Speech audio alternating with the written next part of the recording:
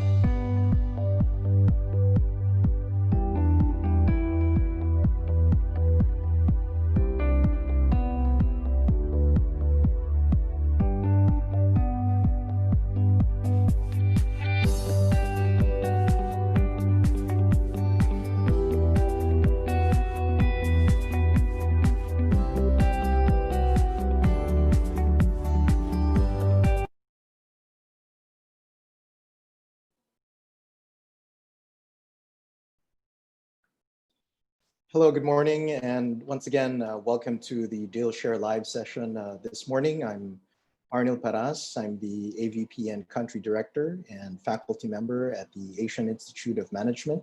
This is the third and final installment of our gender series this month. We kicked off with an event that included Investing in Women and Macquarie Group Foundation and FSSI in the panel, and they were happy to have a fireside chat on the role of the private sector in the post-COVID-19 recovery process, giving it a gender lens angle to it. And then previously last week, we had a workshop that was curated by Value for Women. We were also joined by Manila Angel Investors Network and Calvert Impact Capital for that workshop. It was a very fruitful workshop as we took deep dives on the moral as well as the financial and economic imperative of moving capital towards better gender outcomes. And today, the final installment of this three-part series this month, we have 4 amazing women-led enterprises. They will introduce themselves later and they will be introduced properly. We're all very excited to know more about these enterprises. In the meantime, I would like to give you a few housekeeping points before we proceed. This session will last for an hour and a half. If you have any technical difficulties or questions, please send a direct message to Abigail, my colleague. She appears there on your chat box, or you can send an email to Abigail .10@avpn.asia. We'll write for you her email address there on the chat box. During the showcase, each entrepreneur will have 7 minutes to present, followed by 8 minutes of Q&A. Please do keep your questions coming in through the Q&A function, and these could be either for the entrepreneur or the investor. We shall also be conducting polls, and because we would want this to be as interactive as much as possible, we would highly encourage you to please participate in these polls. To wrap up, all speakers will gather at the end of a short panel where we address questions that are applicable to them or addressed to them. Before we formally start the DealShare live session, we'd like to conduct a poll just to have an appreciation of who's in the room, and my colleague Faye will help me do that. Faye, if we could conduct that poll. Okay, so at this very moment, in principle, you should be seeing there a poll that has launched in front of your screen, of which there are 3 questions. I'll give you less than a minute if you can input your answers, please.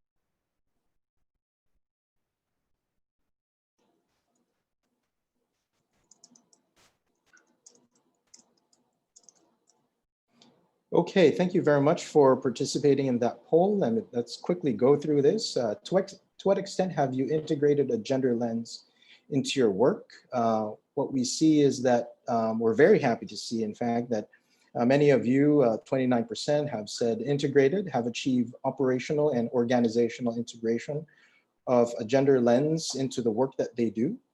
And closely is there is intentional and strategic discussions within the organization at the leadership level to adopt gender lens, which is fantastic. And again, a close third and fourth is many of you are interested, early stage and early awareness level. So thank you for participating. Hopefully these series have helped you take deep dives into this interest.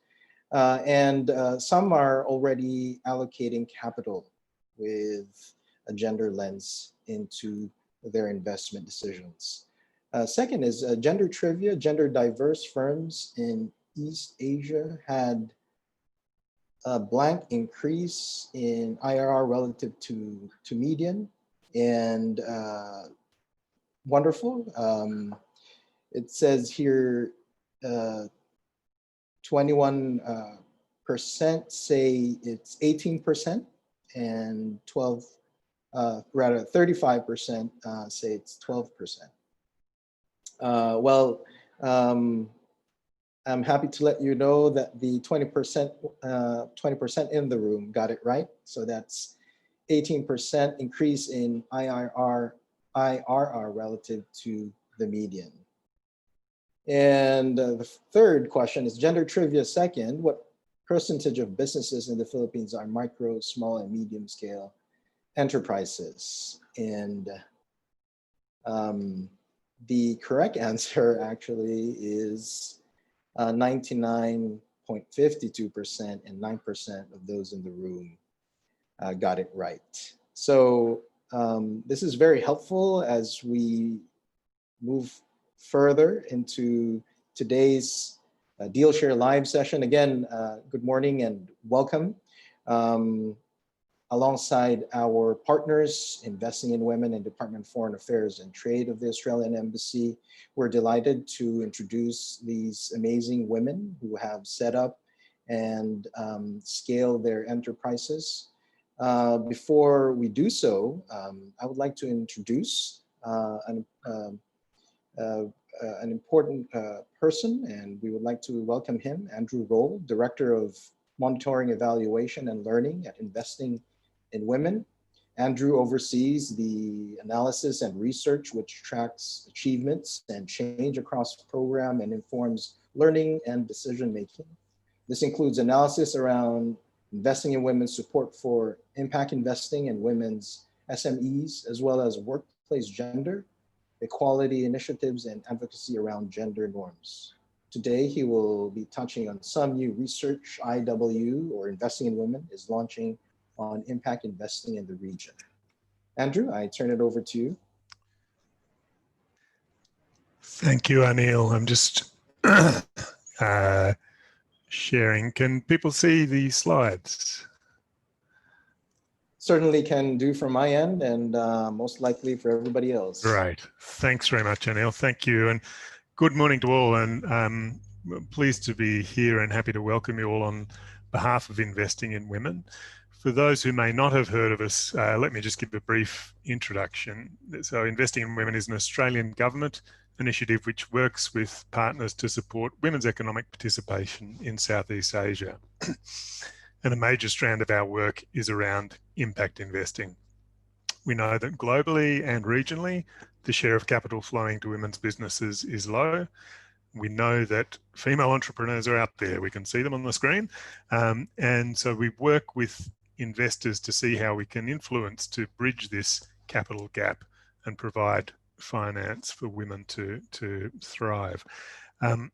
In doing this, we have let me go ahead.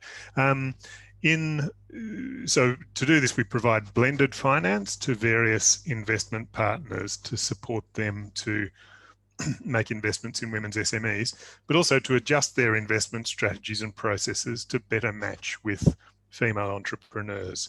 So far in the Philippines, our investment partners have invested almost $3 million of investing in women capital. And the partners have also leveraged over $2 million from the private sector. So you can see some of our investment partners, the ones who've been active in the Philippines, including global impact investors, but we're also moving into an emphasis with investors based in the Philippines, including our friends from Maine who are here today. IW also works with partners like Avpn, of course, and Value for Women to support understanding and knowledge and sharing of insights within the sector to advance investment in women's SMEs. So there's 9 of our investments highlighted up there in the Philippines in the areas we're working. I think the next version of this presentation will also include pictures of coconut coolers, as you'll hear later today. I do just want to take the chance to refer to some research which we've just released. So Investing in Women does also look at the landscape of impact investing and gender lens investing in the region to understand what's happening and to share knowledge around what is going on in the market. So recently we undertook research building on previous research, which looked at the decade from 2006 to 2016. So we've done an update looking at the past 3 years to understand what is happening across the region in terms of impact investment. So just this gives you a taste of the kind of information that is out there around the Philippines, and the kind of flows that are coming in through impact investing, the size of the deals, the sectors where deals are coming in. Interesting, the Philippines does rank in the middle of the pack in Southeast Asia. Indonesia is by far the largest impact investing and gender lens investing market, but there's plenty of potential in the Philippines among the women's SME market. And I think the best news there is that private investment is growing. And if you look at impact investing over the last 3 years, more capital has been invested in this way than was invested in the previous decade. So there is certainly growth. There is certainly more potential for this growth to proceed. So that really is an advertisement to say, if you're interested in this kind of research, it is out there. We have released this. It is on our website, the report, The Advance of Impact Investing in Southeast Asia 2020 update, which was prepared by the group from IntelliCap with Investing in Women. Also, Investing in Women has a range of research and information around the market and around impact investing, around the work we do, around our response to COVID-19 and investments in that regard. We also have some upcoming qualitative research on gender lens investing to try to understand, here are some of the figures on gender lens investing. What is going on behind that? What are the motivations and interests and plans of those who want to invest in women's SMEs in Southeast Asia? Anyway, that's really enough of an introduction from me. I think we're really here to listen to these fantastic entrepreneurs, find out what's going on, what their plans are, and how they can, what support they need from investors into the future. So I'll hand back to Anil. Thank you very much. Thank you, Andrew. And thank you to my colleagues who I believe just shared that link in the chat box. I would highly encourage everybody to have a look at it, a download from the Investing in Women website. I think this is key to get you to speed of where we are investing in with a gender lens angle and what's the landscape like in the region. And so with that, we're ready to move to the panel, and I'll turn it over to my colleague, Faye, who is part of the capital mobilization team of Avpn. Good morning, Faye, and I turn it over to you from here. Thank you. Thanks, Arnil. Hi, everyone. I'm Faye, and I'll just quickly run through kind of the flow of the session today. So in today's session, we'll hear from 4 kind of women entrepreneurs who each co-founded their own enterprises based in the Philippines. And immediately after each presentation, we will proceed into an individual Q&A segment that will be led and moderated by a key partner or early investor into their respective ventures. We strongly encourage that everyone here in the audience today, participate and contribute by posing them questions. And yeah, for the pairings today, we have Priya Tachadi from Vilgo, Philippines, who will be joining Carmina from Investat and Jojo from Agraba for their Q&A segments. We also have James Lett from the Manila Angel Investors Network joining Tamara from Fortuna Cools. And last but not least, Apple Evangelista from Globe, who will be covering the Q&A for Ruth from Connected Women. And after all that, if we have time, hopefully we do, we will regroup with all the 4 speakers into a closing panel where we hope to address some general topics kind of related to being women entrepreneurs in the impact space. So if you have any general questions, you can post them in the Q&A at any time, and we will kind of save them for the end. So without further delay, let's hear from Carmina Bayombong, co-founder and CEO of Investat.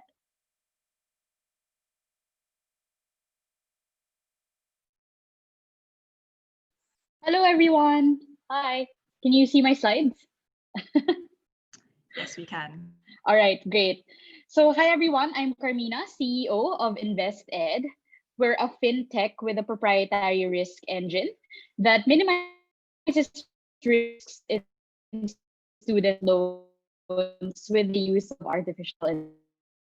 Start my presentation by introducing Erickson and his family. So in spite of their limited funds, Erickson and his family pushed for Erickson to finish his college degree last year because here in the Philippines, 76% of our employers require a college degree. So post-graduation, Erickson got a job as a sales manager.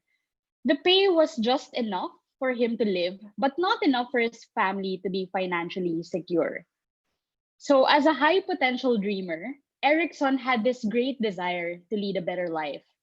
And he knew that if he couldn't be more, him and his family would be just that, surviving, but not really thriving. Erickson's case couldn't be more true than it is today as we face a pandemic, a recession, and the fourth industrial revolution leading to technological unemployment. Economies have never been more unstable and job markets have never been more competitive. So because of that, Erickson decided to become more and become an entrepreneur. He started his own sari-sari store next to his home. And you know what? He was right in doing just that because during this difficult time, instead of being someone who is unemployed, Erickson and his family are actually financially secure during this difficult time. Unfortunately, the same cannot be said about 30 million Filipinos or disadvantaged high potential dreamers in the Philippines. In fact, Erickson would have been part of this statistic if he hadn't found Invested. So Invested, our organization, is actually a financial institution for lifelong learning and human development. So in Erickson's case, he's actually gotten a total of 3 loans with us at Invested. So we gave him his first loan so he could finish his college degree. At that time, we were a financial institution who gave Erickson capital when his only collateral is potential. And when the COVID-19 lockdown started and he couldn't get to his work and get paid a salary, we also gave him an emergency loan. And at the start of the pandemic, when Erickson decided to be an entrepreneur, we gave him the startup capital to do so. And in just a span of 12 months, with the help of Invested, Erickson was able to exponentially increase his monthly income. This is our mission at Invested. We help disadvantaged high potential dreamers achieve prosperity in this data-driven and post-pandemic world. And we want to do that by becoming Asia's most sustainable and inclusive financial institution for human development. Essentially, the problem we're trying to solve in the industry is risk prediction and risk management when it comes to lending to the legal age student and young adult market. This is around the 18 to 25-year-old market, which is actually a third of the Philippine population. So lenders, whether non-bank or bank, currently see this market as too risky to be profitable because of young people's lack of collateral, insufficient credit history, and that rocky transition between education to adulthood, which leads to too many default risks. But at Invested, 4 years ago when we founded this organization, we've always seen the market as profitable and high growth, as long as there is a way to predict and manage risk. We see potential as the most valuable collateral of the future. And we see the insufficient credit history as actually an opportunity to capture the customer first. And we see the education to adulthood journey as a source of high value intellectual property. And so in Erickson's case, this is what we saw. As you saw in the previous slide, when non-bank and bank lenders saw Erickson as extremely unprofitable and risky, at Invested, we actually saw that he was not that at all. He was a profitable customer and someone who we could develop through our organization. So to solve the industry problem that I mentioned on risk prediction and risk management, we invented at Invested our risk engine, which is able to maximize profit for lenders and maximize customer value through a human development AI. Our human development AI is able to predict a young person's journey from education to adulthood in order to predict and mitigate risks. So it has three key features. We have our high potential dreamer score, or a loan application score, which is able to predict if a student will repay or not and assigns the appropriate loan amount and interest rate. We also have the pay it forward score, which scores borrowers real time in our program and predicts what their next behavior will be in payment. Will they pay exactly over their due or under, or will they not pay at all? And we also have the life risk score, which predicts a young person's propensity to risks in the education to adulthood journey. Will they be regularized in their job? Will they take a long time to get a job? Or are they likely to mismanage their finances? This is an $18 billion market that we're trying to serve, and we have loan products for traditional dreamers pursuing college degrees, non-traditional ones pursuing vocational or already employed but want to upskill and get ahead in work. And we also have lifelong dreamer loans exclusive for borrowers like Erickson who want to continue progressing in life and need the financial products to do so. Our business model is the traditional balance sheet model. We source loan capital from only a few big ticket lenders, and we take on the risk on our balance sheet. We earn via service fee on our loans and interest income. And at the heart of it all is our risk engine, which maximizes profit and minimizes risk for the student. So we've gotten a lot of traction, both in the media and also, of course, our customers. We have presence in 142 schools nationwide, and big banks like Union Bank have made us their student loan partner. And we've also received several awards and recognition. But more important than that is our social impact, which we have achieved significant social impact through our customer base. So first of all, during the pandemic, 76% of our investees who were affected in terms of employment we were able to help them get employed within 60 days through a specialized career coaching program that we did for a pandemic and recession setting. So this program was so good that ING and UNICEF actually recently funded it for us to scale it nationwide.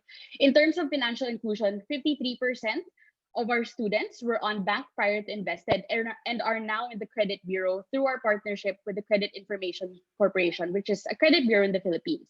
We're also doing a lot of work in poverty alleviation, realizing the fact that education is a poverty cycle breaker. So first off, we've observed increase in household income of our borrowers when we measured how much their household income increased from when they entered our loan program up to the time when they got their first job. And we're investing a lot in first generation students or the first in their family to attend college. And lastly, we also do career success as part of our social impact.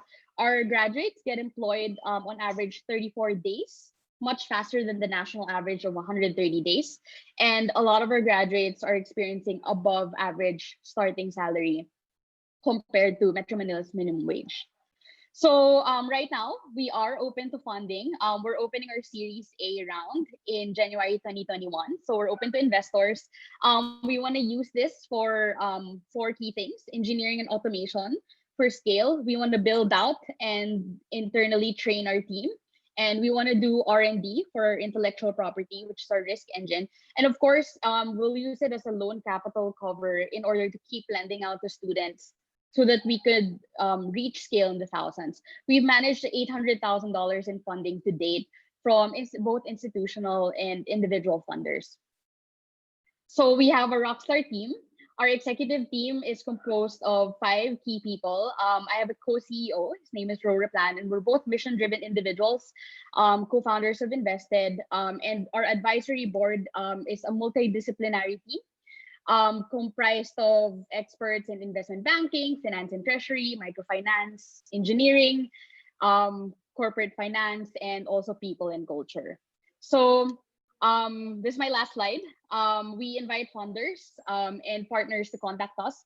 We are aiming for a hockey stick growth in the next 5 years as part of our path to become Asia's first human development neobank, which is an all-digital branchless bank. Why invest? We have $1 billion market with the path to regional monopoly. So we are one of the first movers in the region in terms of subprime education financing, or financing the education of low income and poor youth. And we have a pandemic resilient and recession proof business model. So we have a lot of cash reserves in this time. We have a proven business model. We're actually profitable as of this year. We've beaten the lending industry in terms of repayment rates during the pandemic and recession. Our demand has skyrocketed. And we're raising an investment to actually scale, not just to survive. We offer exponential returns with various liquidity opportunities for investors. So we are projecting IPO and M&A opportunities and to be $100 million business by 2025.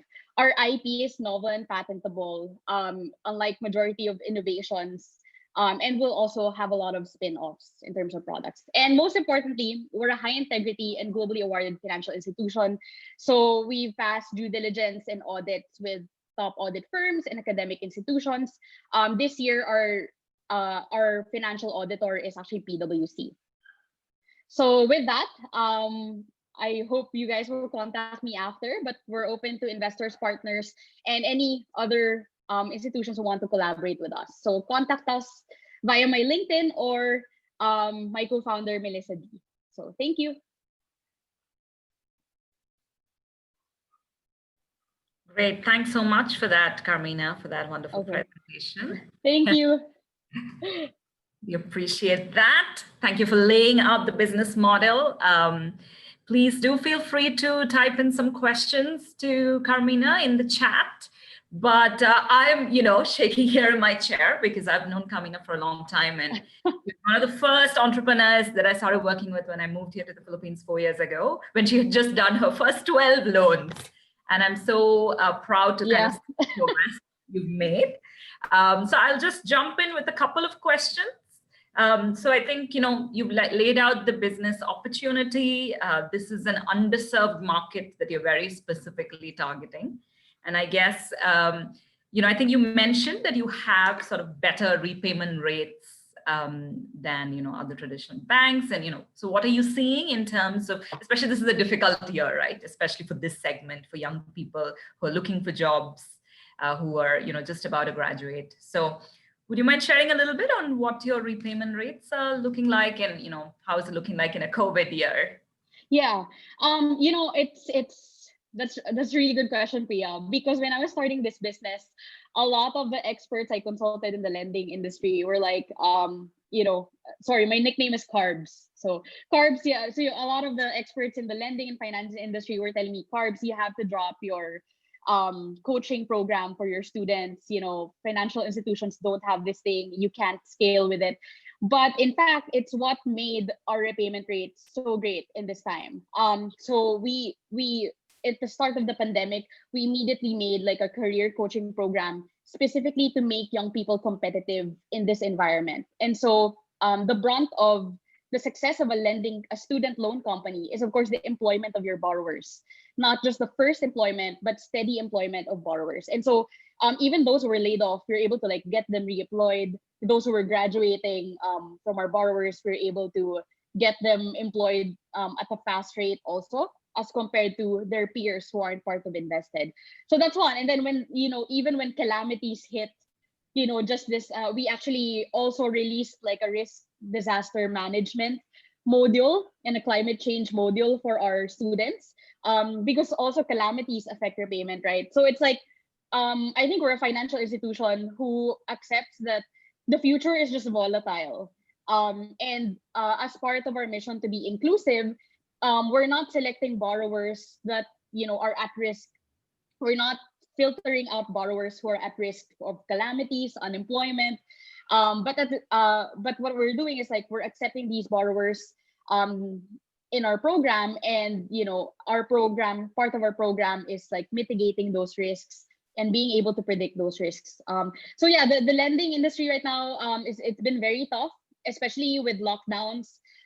There's like payment moratoriums and all of that. So I think the core of our model at Invested is that our students, they don't feel like they're customers. They feel like they're part of their mission. They're part of our mission.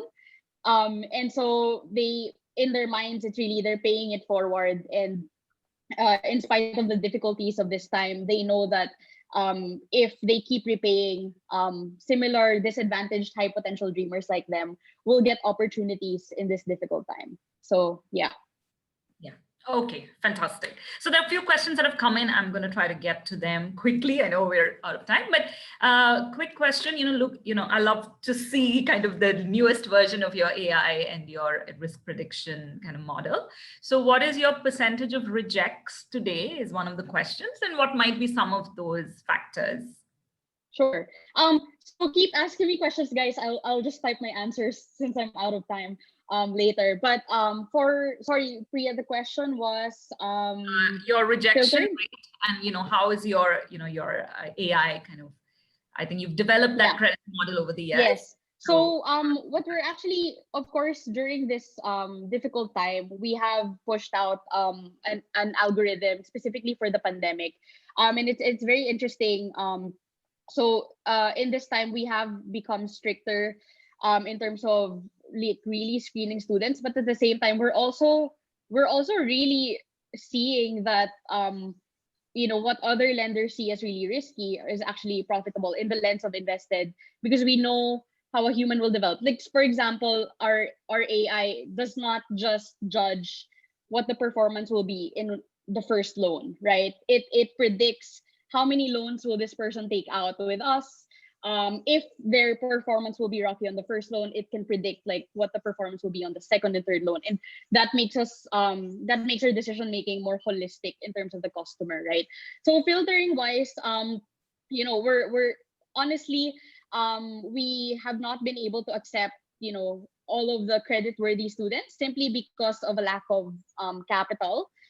So that's why we are very much open to lenders, and actually lenders have been continuously lending with us here at Invested even during the pandemic. So I can't disclose our acceptance rate, but what I can say is that we are one of the institutions who's actually continuing to lend in this time, because a lot of lending institutions have really sort of closed themselves off in this time due to the risk, right?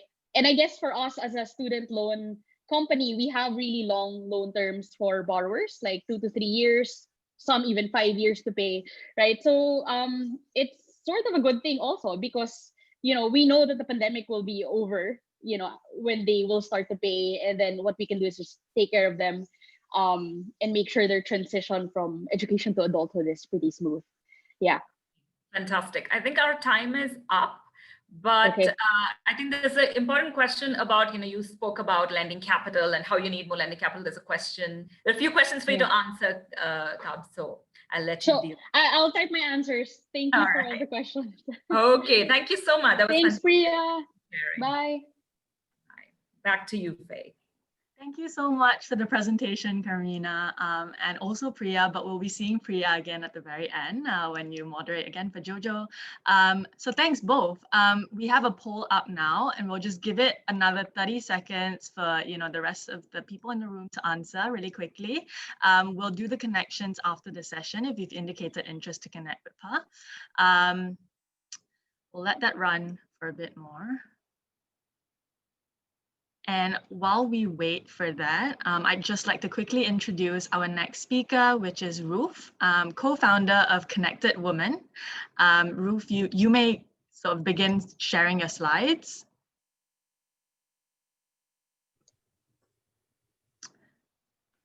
Okay. The floor is yours, Ruth. You may start.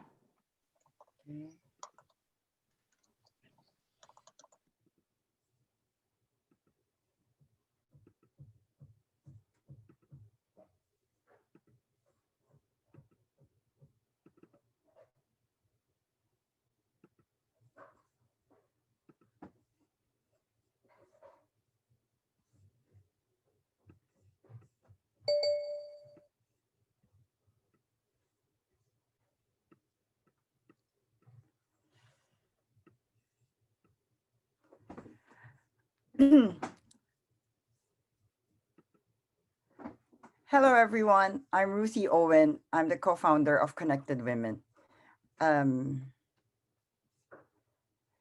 Connected Women is a social impact tech startup with a mission to help low-income women, train them in the simplest form of technology, and provide them with jobs working from home. This is Ida. She's just one of the 5 million women in the Philippines who are out of the workforce because of family commitments and lack of job opportunities. In addition to the day-to-day struggles that Ida and her family already face, the COVID-19 global pandemic has displaced over 2 million workers, and this continues to increase. Now, Ida's husband, who is a jeepney driver, is also out of work. They're forced to rely on handouts and get into even more debt. And in 2020 alone, the Philippines has been hit with 21 typhoons, one of which was the strongest typhoon to hit planet Earth this year. Mass devastation across the country and displacing thousands of families. And yet we keep smiling. People here struggle with so many challenges, and Filipinos are known all over the world for being resilient, hardworking, and talented, not just singing. At Connected Women, we want to create a solution so all Filipinos can lift themselves out of poverty and give them a better chance in life. We believe there is a solution: technology. Technology is a game changer for women. In fact, Connected Women has already been working with some of the biggest names on the planet, empowering women through tech. We've built a community of 75,000 across 88 volunteer-led chapters where women support one another for career and business success. We've partnered with the Department of ICT to roll out technology training for 10,000 women across their 3,500 technology centers. And we've trained over 3,000 women in digital marketing skills in partnership with Facebook, with their She Means Business program. Connected Women is proud to be recognized for creating meaningful progress towards achieving the Sustainable Development Goals. But how do you make sure that no woman is left behind? This is the problem we set out to solve, and here's our solution. Artificial Intelligence Data Annotation, IDA for short. When artificial intelligence works, it feels like magic, right? But really what it is data. Millions and millions of data for the machine to acquire its intelligence. It's like how you've trained Facebook to recognize your face in a photo. Now we provide the human in the loop. Elevate IDA, so our award-winning flagship program, was launched in partnership with UN Women in the middle of lockdown. This accelerated learning program upskills disadvantaged women and those impacted by COVID-19 with market-aligned data annotation skills so they can earn a decent wage without leaving their homes. In the last 5 months, we've trained 221 disadvantaged women who are now preparing to start their first jobs. In a span of 4 months, we successfully pivoted from a job matching platform that started in 2017 to this. I like to tell you the story of one of our graduates. Janet is a 38-year-old former overseas worker from Mindanao. She was working in Oman when the pandemic hit and was forced to spend all her savings to come back. Janet didn't have a stable internet connection at home, but was determined not to miss the opportunity to join the Elevate IDA program. She brought a table and chair up a mountain where she was able to pick up data connection. Thank you, Globe Telecoms. She did this every day for 8 hours a day and was able to finish the training top of her class.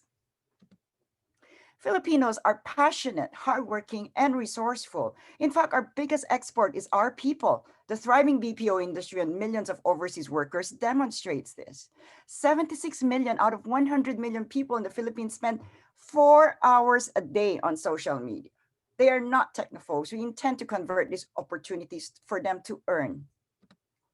But is there a market for data annotation? Will anyone hire these women? The answer is yes.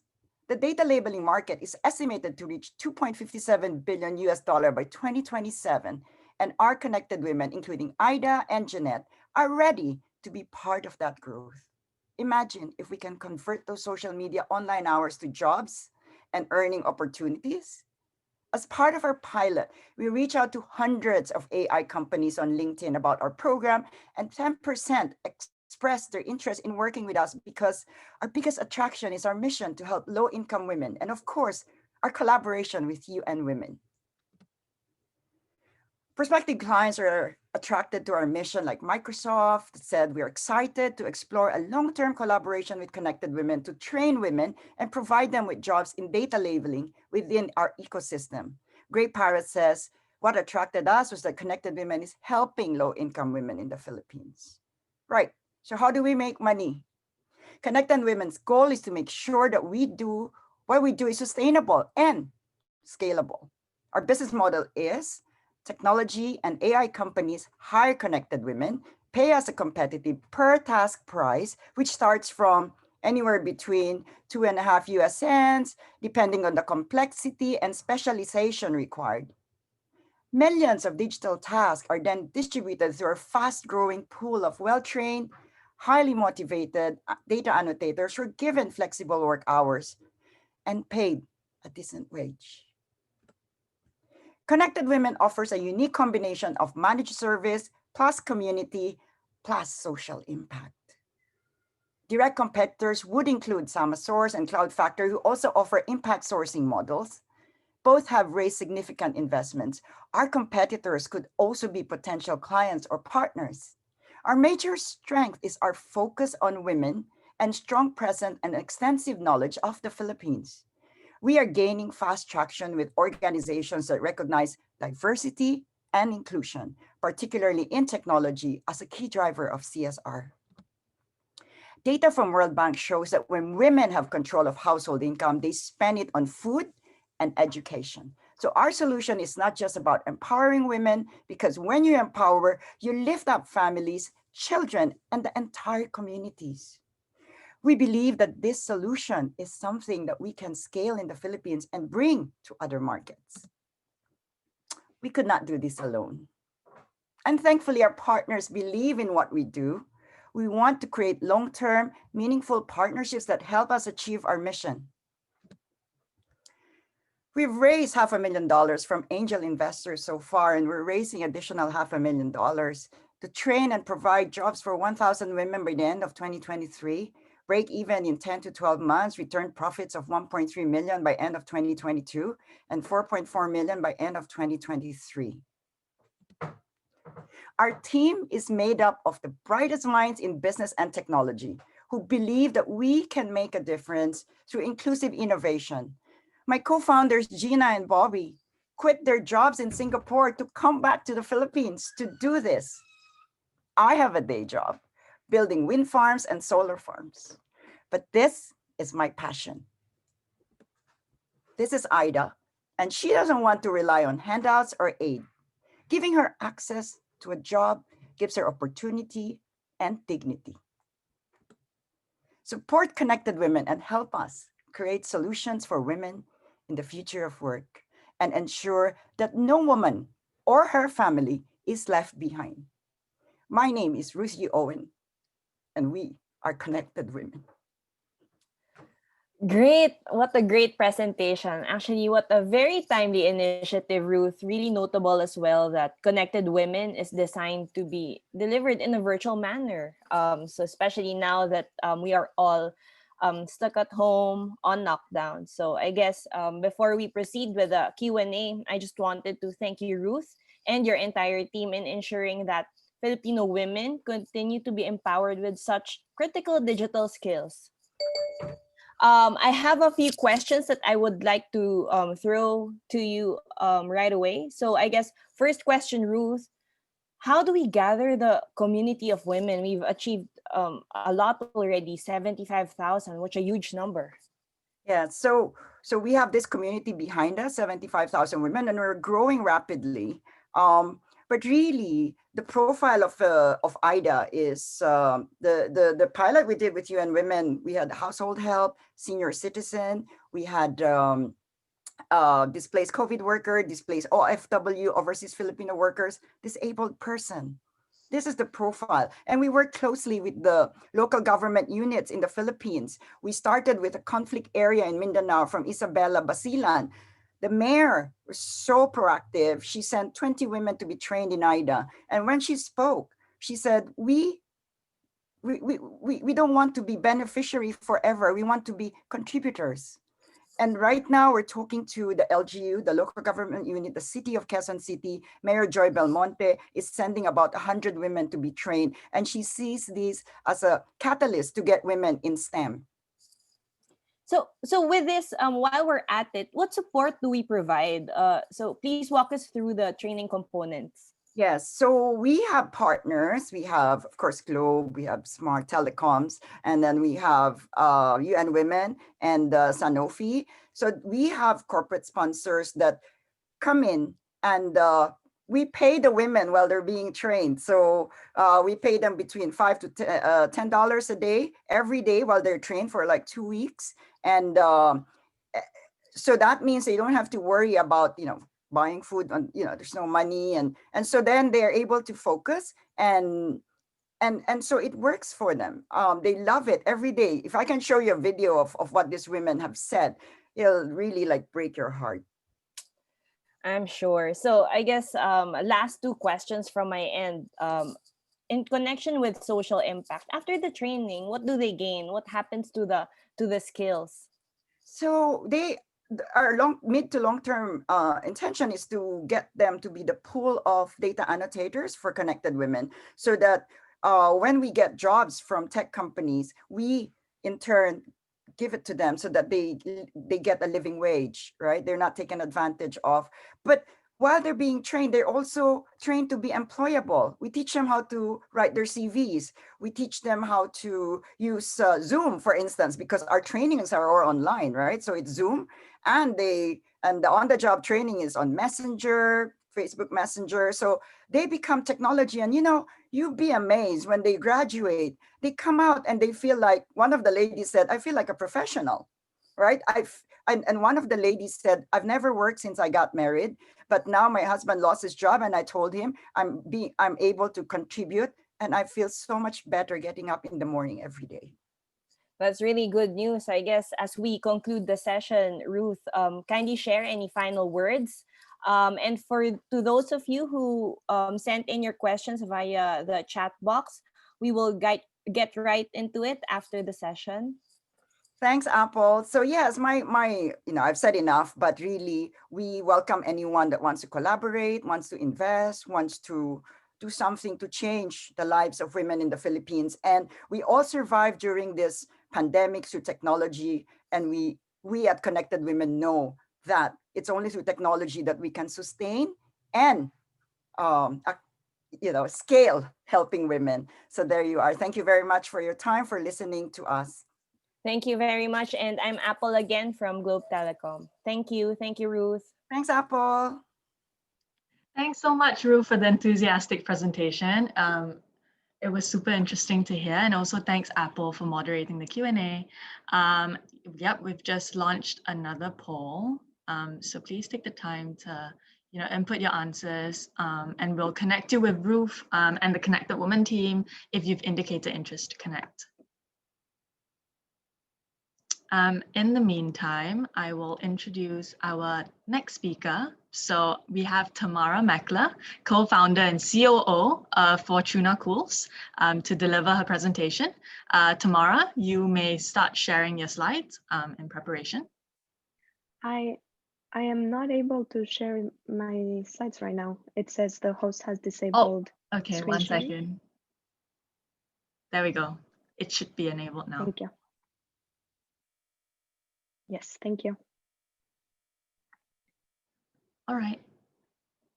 Let me know when I should start. Yep, go ahead. You may start now. All right. All right. Hello, everyone. I am Tamara, the co-founder and CEO of Fortuna. And Fortuna turns agricultural waste into premium insulation. Or as we like to say, in a nutshell, we turn coconuts into coolers. And in the process, we are transforming the $15 billion packaging industry and replacing plastic foam once and for all. I'm sure you've all seen this. Styrofoam is the most common insulated packaging. And this is what styrofoam looks like after just a few days of use. So it essentially functions as a disposable product. And while it might be cheap up front, the costs add up. Marvin here knows that all too well. He works for a seafood supplier in Manila that uses styrofoam boxes to move 6 tons of fresh seafood from provinces to market every day. But styrofoam boxes last less than 2 months before they're junked and replaced. So suppliers are wasting thousands of dollars a month replacing their broken styrofoam coolers. And it turns out that Marvin's company is spending $24,000 on packaging every year. So if you multiply that by all the perishable food that is moving around the world in anything less than a container load, you have a huge packaging market. Plus, it's growing faster than ever as urban consumers are demanding fresher food delivered right to their door during COVID. And styrofoam has dominated this market for decades, but we think it's time for a change. More than 14 million tons of polystyrene are produced and consumed every year, but businesses and consumers are searching for an alternative. And styrofoam coolers are not just a high recurring cost in a low margins business, but they also pose a huge threat to the environment because this is where most of that styrofoam waste ends up. And so it's polluting on land and at sea for generations to come. But not all waste is created equal. Coconut husks are the leftover waste of the coconut meat industry, and billions are burnt every year in the Philippines alone. So Fortuna's patent pending design transforms this waste into durable, biodegradable insulation that outperforms styrofoam. We worked with Marvin and many other fish traders and vegetable dealers to design a better insulating, more durable cooler, and we built it out of agricultural waste so that it would be cost competitive as well. And since we co-designed and tested our coolers with customers from the very beginning, our Fortuna coolers easily swap into supply chains one for one. We validated our products in the toughest proving grounds, which are the fish supply chains and vegetable distribution networks across the Philippines. And we found that customers save money compared to the existing alternatives, thanks to Fortuna coolers. We designed them to pack flat when empty for 50% savings on distribution. They last as much as 10 times longer than styrofoam and cost up to 50% less than the hard plastic alternatives. So what does that mean? That for suppliers like Marvin, they can save up to 70% per year. Rather than having to replace their entire inventory of broken styrofoam coolers every single month, our customers can enjoy the huge savings that come with a durable, reusable cooler. And that alone has gotten the attention of plenty of local suppliers in the Philippines, as well as some of the largest food and beverage companies in Southeast Asia. So we're already generating revenue in the Philippines, and our waitlist includes some large suppliers in the region. And we also get regular inbound requests from businesses all over the world who are drawn to our coolers as well as what they stand for.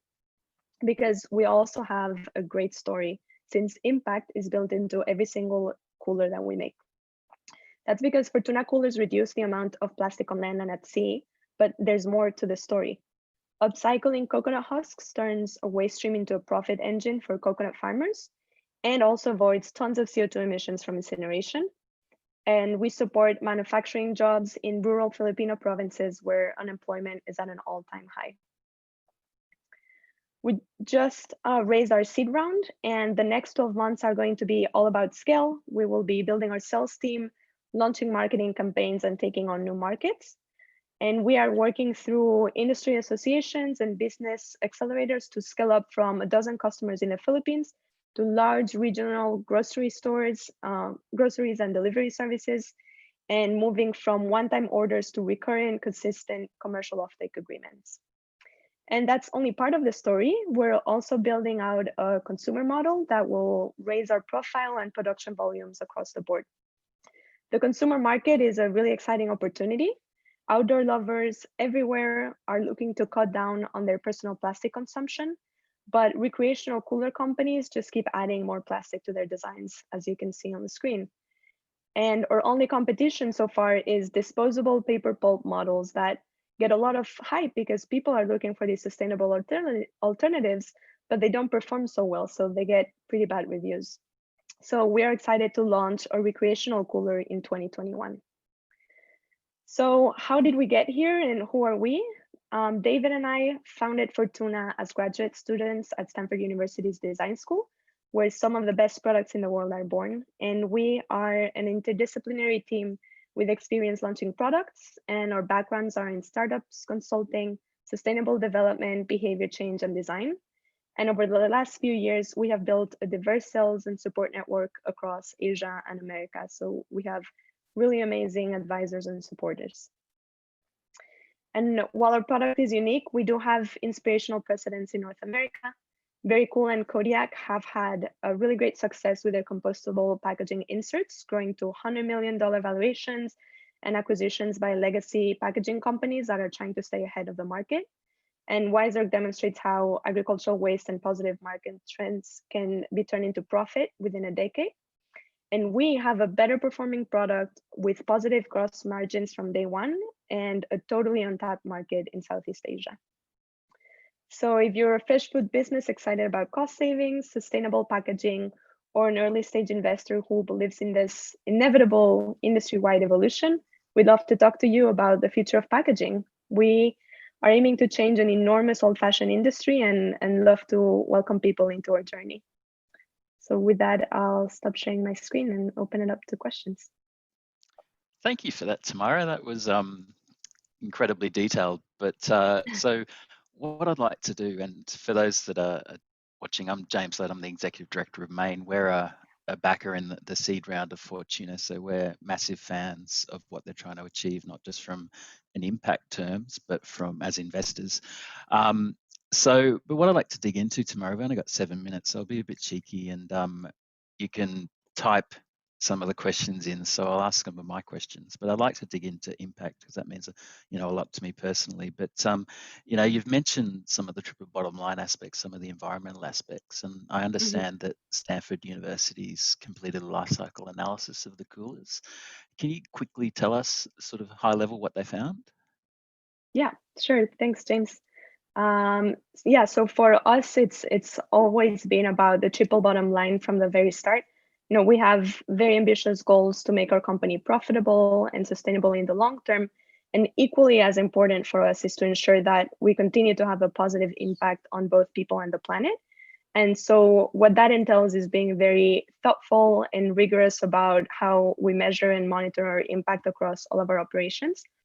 And since one of our goals is to reduce the amount of greenhouse gas emissions from the production of our product, and in particular in how it compares to the product that we're seeking to replace, which is styrofoam, we did partner with a team at Stanford University to lead a life cycle analysis and compare the greenhouse gas emissions of a Fortuna cooler to that of a styrofoam cooler. And so as a caveat, it's not an official LCA study by a third-party organization. It's just some preliminary results to get more insight into our operations and start to see how we might want to change anything or improve some of our operations. But the early results were actually really, really encouraging. And since the team found that greenhouse gas emissions from the yearly production of Fortuna coolers are almost 24 times lower than production of EPS coolers when you take into account the lifespan of each. So what's also interesting about that is that the analysis didn't even include the calculation of the CO2 that is avoided from upcycling coconut husks instead of burning them. And it also was just a cradle to gate assessment. So it also doesn't take into consideration the disposal of the coolers, where we also expect Fortuna to have an improvement since our material is compostable and can be reused even after disposal. So we think that it's likely to have even better results when you take into account the entire life cycle. So yeah, we were really excited about that. Yeah, but that's fantastic. I mean, it probably links to a comment in there from Sam from the Asia Foundation, but he'd like to know how the coconut actually works as a cooler, and does it need a lot of additional treatment or non-organic inputs to function effectively as packaging? Yeah, so that's actually the amazing thing about this material. It's that the physical structure of the coconut fibers actually has a lot of air pockets, which is actually the way that styrofoam is such a great insulator, is that it has these synthetic air pockets, but coconut fiber naturally has that. And so it is a great insulator without any treatment, actually. So there is something that goes into making these insulation panels during our process to achieve the the perfect performance. But it is because coconut fibers in themselves are such an amazing material. And besides the incredible insulation that we get from the fibers, it also has a lot of other great properties, like being antimicrobial and really strong and durable. Fantastic. And durability, I mean, digging into it ties into a question in there, but what's the lifespan of one of the coolers? So yeah, our predicted lifespan is 1 year, but we actually expect that it should be able to last longer. So if you've ever been involved with any seafood suppliers or vegetable suppliers, they do endure very rough treatment. So that's the reason why we're stating this 1 year lifespan, which actually means that when you compare to EPS, one Fortuna cooler would be replacing 26 EPS coolers, because the lifespan of an EPS cooler is about 2 weeks or less. But if they're not treated so roughly, they should last even longer than a year. And because they're modular, I suppose if panel breaks, you could just replace the panel instead of the whole product. So unlike styrofoam. Exactly. So I mean, it's interesting. I mean, moving on in terms of, job creation at the moment it's always of critical importance in rural areas, but with the collapse of tourism, with COVID, the return of migrants to their home communities. I mean, I'd like to know, you outlined some of the impact on the fisher workers on their supply chain, and, those from 24,000 to 7,000 odd is potentially incredibly life-changing. But do you know, in terms of, if we set up a production facility in a community, do you know what have you measured the benefits of that in terms of incomes, jobs created indirectly? Yeah, so yeah, I mean, it's obviously a really hard time for everyone, and in particular, as you're saying, for rural communities where unemployment is particularly high. So we're currently manufacturing our coolers at existing coconut fiber processing factories. So we're supporting existing jobs and creating new ones by partnering with these small and medium enterprises in rural communities, like our partners at Juboken, which is a coconut fiber manufacturing Kamalig. So through these partnerships, we're seeking to support 100 manufacturing jobs in the next year. And as you're saying, we also have a cost savings impact on our users, our traders, as well as providing an additional source of income for the coconut farmers by buying their leftover husks. So each individual Fortuna cooler represents additional income for farmers. And depending on their current practices, that can represent an increase in income of 5% up to 20%.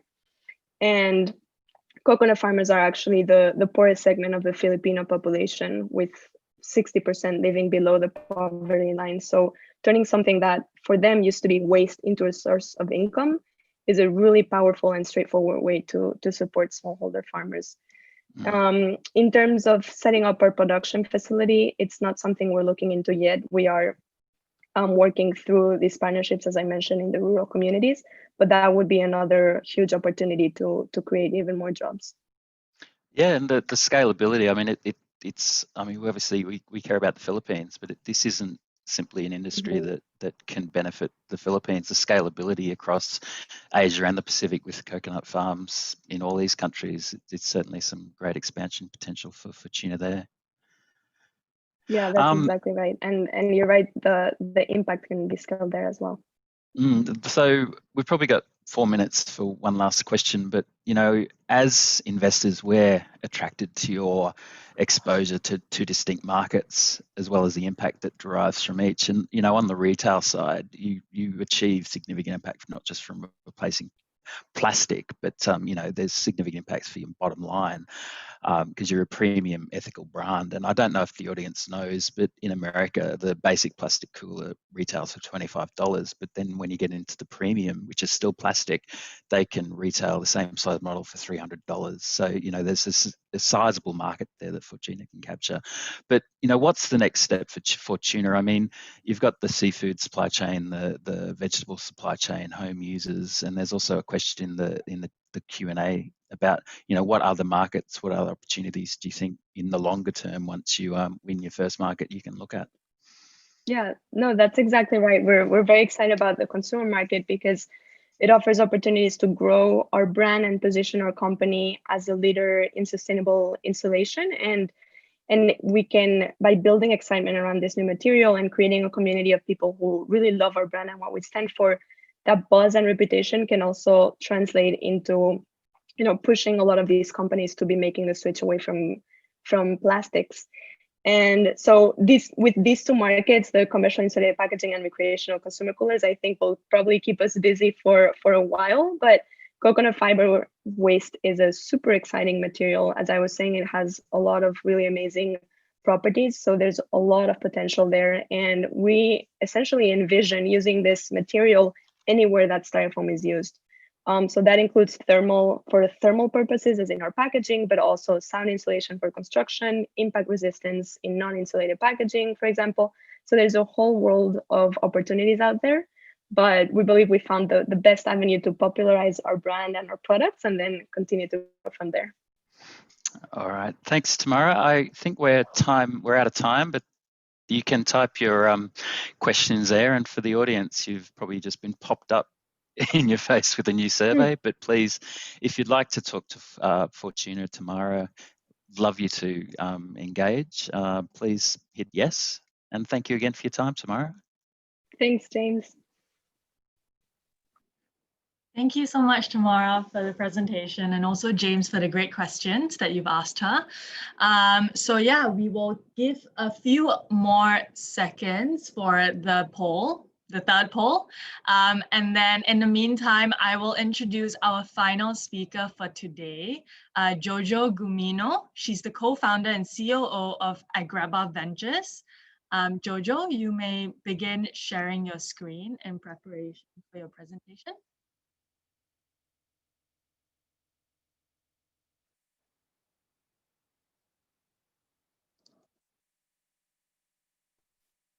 Hi, everybody. Hold on one second. I'm just going to share my screen.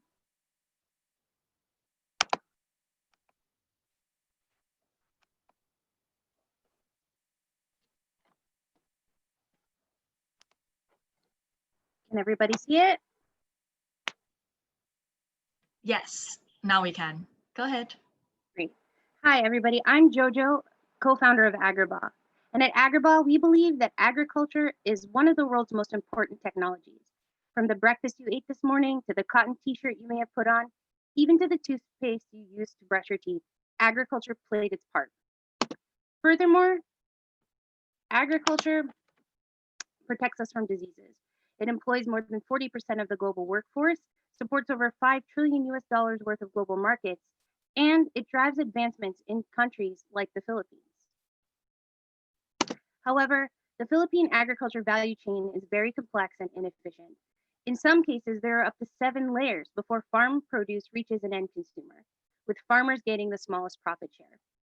Filipino farmers and fisher folks lack stable market channel access, easy access to financing, and even reliable logistics. Agraba is there to ensure that farmers are empowered to earn a sustainable livelihood.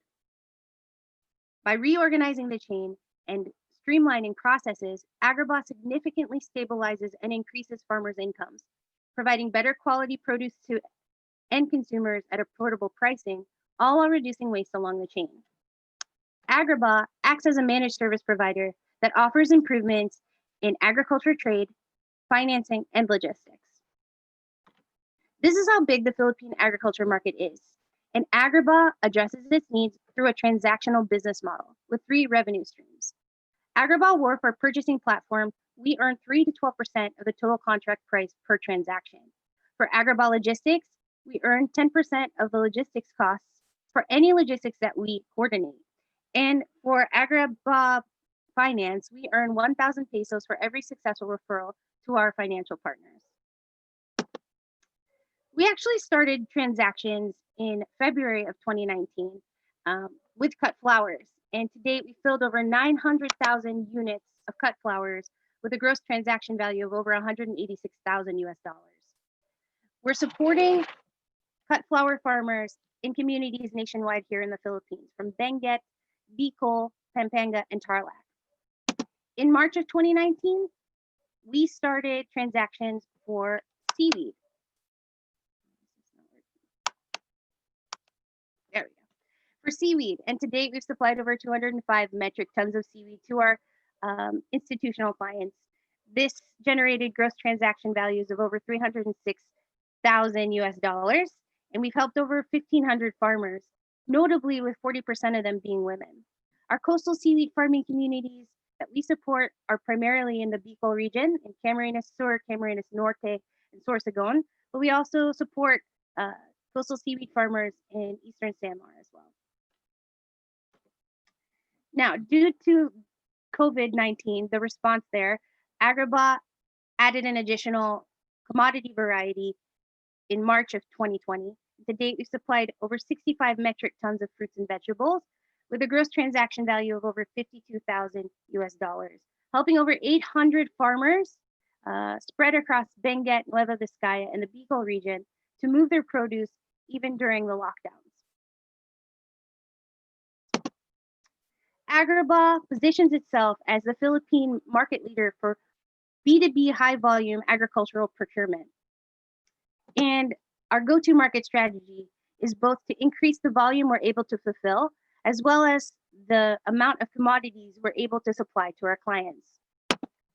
These are just a portion of the clients that we currently have under the 3 commodities that we presented just a while ago. But the interesting thing is that we have a large pipeline of clients that are just waiting for us to start transactions in additional commodity groups. This includes seafood, ornamental plants, and additional products such as grains and rice.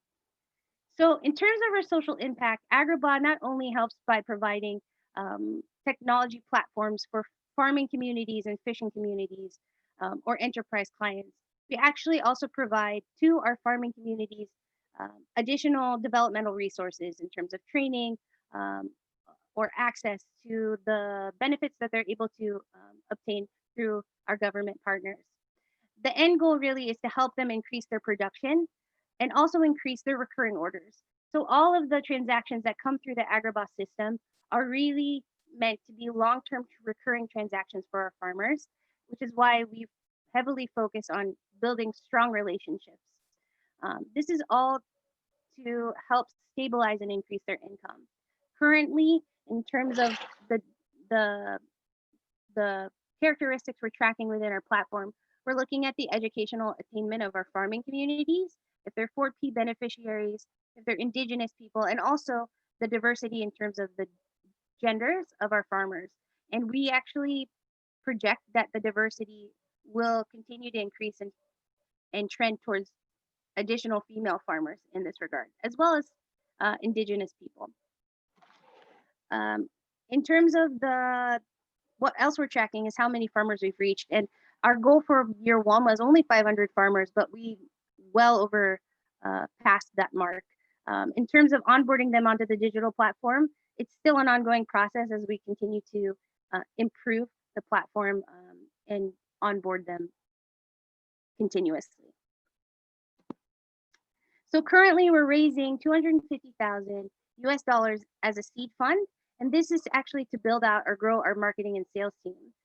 We hope to do that so that we can reach 10 million US dollars in annual gross transaction value with 5% revenue and 30% month-on-month growth.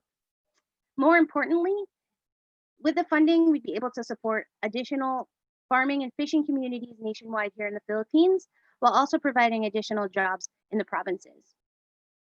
Oh, I don't know what just happened here, but all right. So this is our team, and each one of our team members has over a decade of experience in their respective fields. Notably, our CEO has extensive experience in the agriculture value chain. We're also supported by a roster of mentors, advisors, and partners from the public and private sector. So Agribot challenges to join us as we continue to grow our impact and our communities, because at Agribot, we truly believe that the grass is always greener where you water it.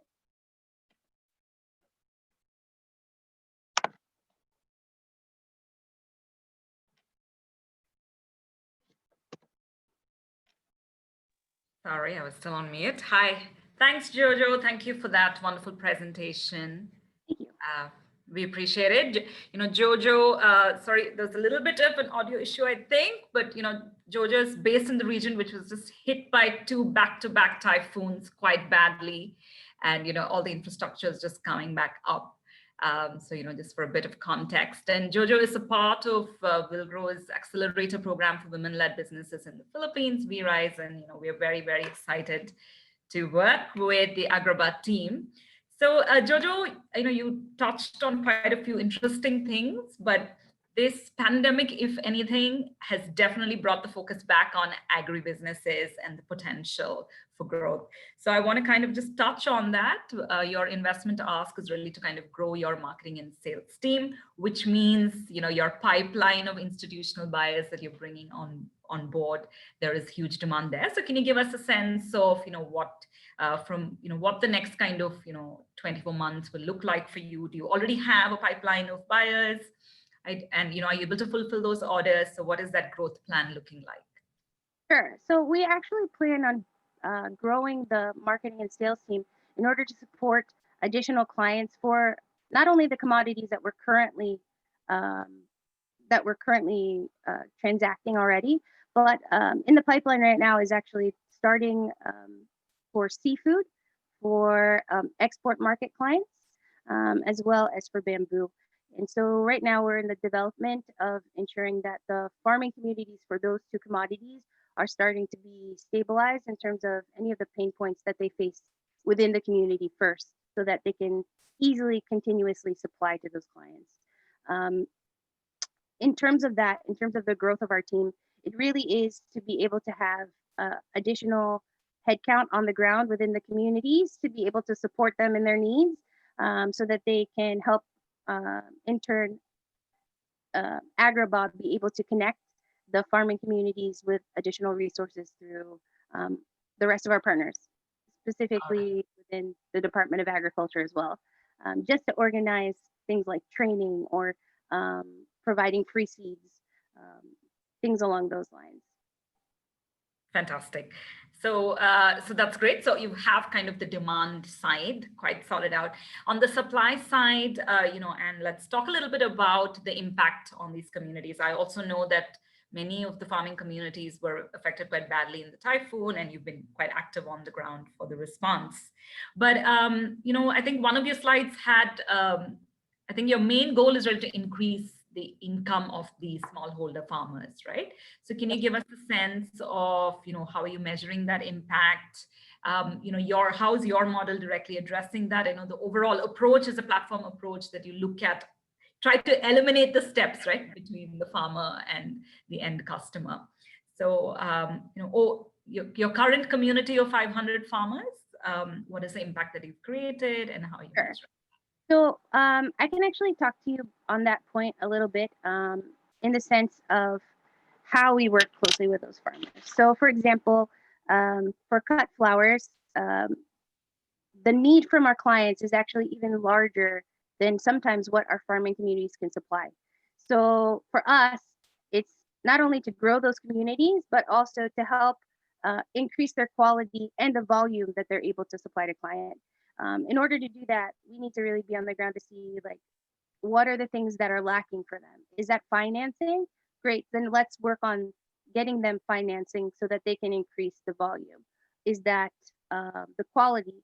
Great, let's look at giving them additional training so that their quality can continuously increase.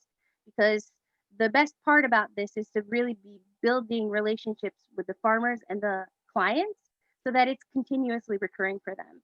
So what we do first is when we work with our communities, we first track what are the current household incomes. And as time goes on over the recurring transactions, we can actually get a feel for how much their monthly income has increased based on the transactions they're fulfilling within the system. In terms of that, that's why the real main goal for us is to have recurring transactions. So all of our clients, it's a continuous thing. Sometimes even the transactions are on a daily basis. But the need for those additional resources, that's the reason why Agrabah has actually been able to have additional products. So for example, for logistics, we actually help our seaweed farmers move their product from the um, from the buying station to the client's processing facilities, because they're coastal seaweed farmers on remote islands. So it's very difficult for them sometimes to be able to um, coordinate logistics on their part, and that's why a lot of the times they work with middlemen or traders to be able to do that. But for us, um, because we're working on increasing their proficiency on the ground within their farms, they actually end up earning some of those things that were traditionally earned through those different layers. So they take on additional roles, um, and that increases their income, but also the improved efficiency also provides them an increased income because they are more optimized in terms of how they're producing their product to begin with. Okay, fantastic. Thank you so much for sharing, how the farmers are really impacted. So you have fairly ambitious goals of growing that community of farmer size. So that's quite exciting to see. And I think from what you've shared, you already have the buyers in place to be able to expand and reach more farmers. So, I think majority of your transactions has come from seaweed and then cut flowers, which I assume the cut flowers must have got affected in the pandemic. So where are you seeing the new business opportunities and the opportunities for growth for Agribah to increase that, and get to that target transaction size? Sure.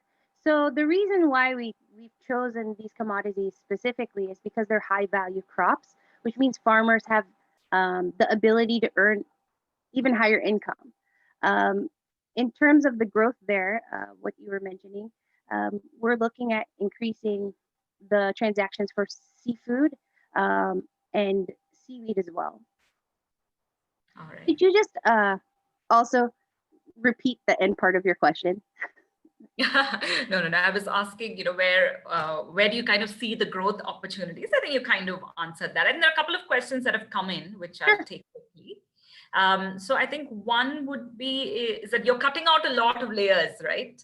And hence, which is traditionally controlled, as the Supriya who's asked the question said, mafia. So how are you kind of countering this on the ground? Because now you're taking away those layers of people who have traditionally kind of hogged the market and been there, right, traditionally in the system. So in terms of that, it's actually, it's kind of a misnomer when you say that we're taking away layers. We're just redistributing layers. And in some cases, some of those layers are actually not necessarily mafia.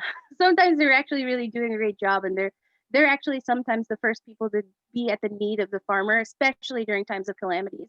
So it's really just determining who are the best players that you can work with on the ground, and not necessarily cutting out all the steps. It's really just depending on the needs of the individual communities. So not all the communities need logistics, or not all communities need financing. It's really tailor fit to the needs of the community. In terms of that, also, we are happy to work with additional layers depending on the needs that maybe we also can't supply. It just really depends on if we're all aligned within our end goal. So yeah, it's not necessarily that we're cutting out all the layers. It's just redistributing them. Okay, I think there's one more question from David, which I'll ask Jojo to respond to maybe in the chat, but maybe just, you're looking to grow. What is your call to action to all the investors and partners who are listening? Sure. So right now, Agribah is open to seed funding round because, again, we need to really grow because we have a very ambitious plan for scaling, and the pipeline is quite robust. So for us, it really is to be able to gain more volume to supply to the current clients while also adding the additional ones. We need to actually have a higher head count. So we're really looking for those that want to partner with us in terms of if you want to get in on the seed round funding, or also if you're looking to if you're an institutional client that needs help with sourcing agricultural goods from the Philippines, please do reach out to us, and we'll work really closely with you to get the specifications and the stable supply that you need. Because that's what we do on the business end. of things as a managed service provider.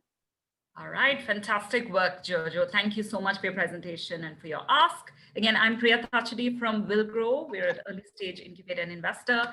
We're supporting Agrabah, and we've supported Connected Women and invested in the past. So please feel free to reach out to me for any questions. Back to you, Faye. Thank you so much, Priya. Jojo, you can just stay on camera, and can we have all the other 4 speakers as well on camera? I'm super mindful of time. We've wrapped just because we've been getting so many good questions. So the Q&A has been running long, but it's always a kind of happy problem to have more questions. But it's also just nice to have everyone kind of together as we wrap.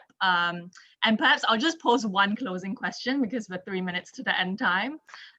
Something that Jojo was speaking about is kind of opportunities for growth and some of the challenges she's faced at the end. So why don't I pose the same kind of along the similar lines to the other 3 speakers. So what in your experiences have been kind of paramount to, seeing successful uptake of your solutions and products, and in what context as well, on the other end of the spectrum, have you seen them fail?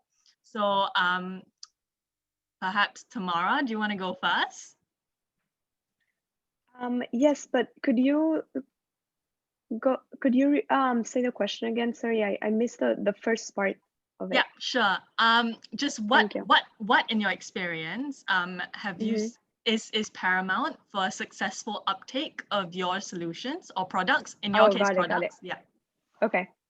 Yeah, so I think one of the things that we have found has been incredibly important for us, really with all of our relationships, whether that be our customers in terms of their readiness to adopt our product, or our investors, or anyone really who has become a partner in our work, it's always come down to storytelling in a way. So it's, especially at this stage, it's really about getting people on board with the work that we are doing. And in order to do that, we have to communicate our idea, our product in a very clear manner, and sort of taking people with us along a journey. So with a customer, telling them the story of how this new product is going to fit into their operations, how it's going to make their life better.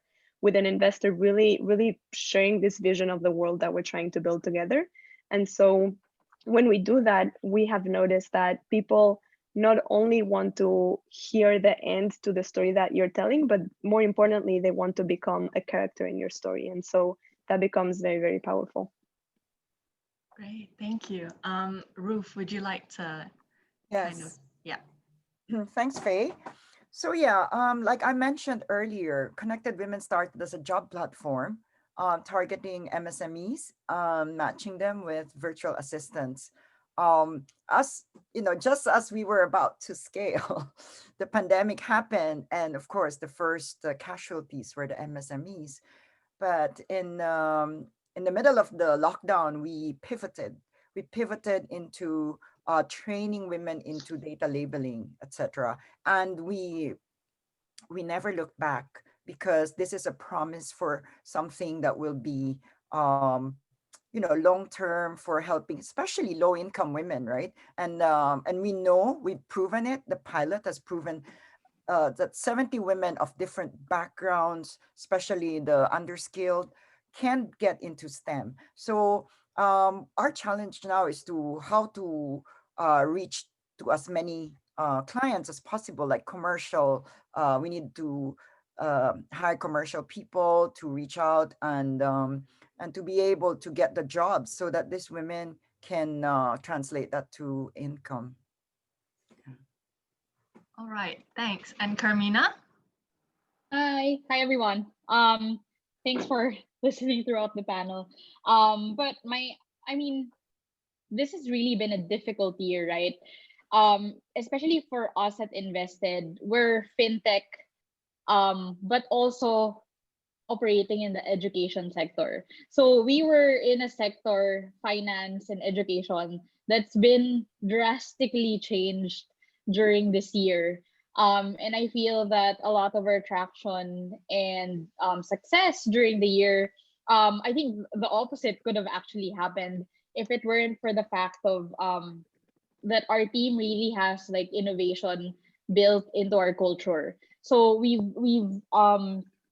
been able to really, like what Ruth was saying, right? Pivoting and accept, like, not being in love with our idea. It's always like that, and always treating the customer as, the highest, the highest say, the holy grail. And like the customer's always right. So during this year we had to screen how is education changing. Like prior to the pandemic, our entire hypothesis at Invested for existing is that college degrees equals economic mobility. Because of that 76% of our employers are, always looking for that degree. But now in this new world, I don't think we're gonna go back, to what it was. We realized that not just college degrees, but really lifelong learning is the way to stay competitive in this time. And we've been able to, like, really in an agile, really quick way, evolve our financial products to fit this new hypothesis of today. So I really attest it to having a culture of innovation within the company, being able to be, and that resiliency is really rooted from being able to have that such a quick customer feedback loop. And at Invested, actually, our time to produce a new product and like time to study and launch a new product can take as short as just 1 week, and like as long as 4 weeks. So I think that's like something that's very important in this time, especially if you're operating in a sector that's just continually changing, not just continually changing, but fast changing. So yeah, in summary, I attested to culture, having good customer feedback loops, and of course, the team. The team is everything. And yeah, shout out to my team. I don't know if they're watching. Yeah. Thank you so much, all of you. I'm afraid we don't have any more time. I have so many other questions that I personally would love to ask you guys. You've been such inspiring role models, and I really look up to you. So it's been a wildly interesting kind of session for me to sit through as well and listen to all your kind of presentations and the wonderful work that you do. But yeah, I hope that, this session will have good outcomes and will connect you to like the interested parties that have joined today. But with that, I'll be handing it back to Arnil to do like a very short closing, and a thank you to everyone who participated throughout the session. Thanks, Faye, and Thank you, completely agree that very interesting questions will ensure that you will be connected to these women-led enterprises. Tamara, Ruth, Carmina, and Jojo, once again, thank you. And to those who are in clear support of you guys, Vilgro Philippines, Manila Angel Investors Network, Globe Telecom, thank you for being with us this morning. To our partners, Investing in Women and Department of Foreign Affairs and Trade, thank you for hosting and making these series of workshops and webinars in the month of November possible. In fact, we will hold another of a similar series in February 2020 in Vietnam, with a particular focus on Vietnam. So be on the lookout for that one as well. And if there is any interest and further interest about gender lens investing, and the platform that you could look into are the following, as you see there on your screen. Avpn has its own devoted microsite on our gender platform. Investing in Women, please have a look at their knowledge product on the landscape of gender lens investing in the region, and Value for Women as well, who organized last week's workshop. So with that, thank you very much. Would love to see you in future AVPN events. This is Arnil Paras. I'm the AVPN Country Director for the Philippines. It's a pleasure being with you all this morning. Thank you. And that's a wrap.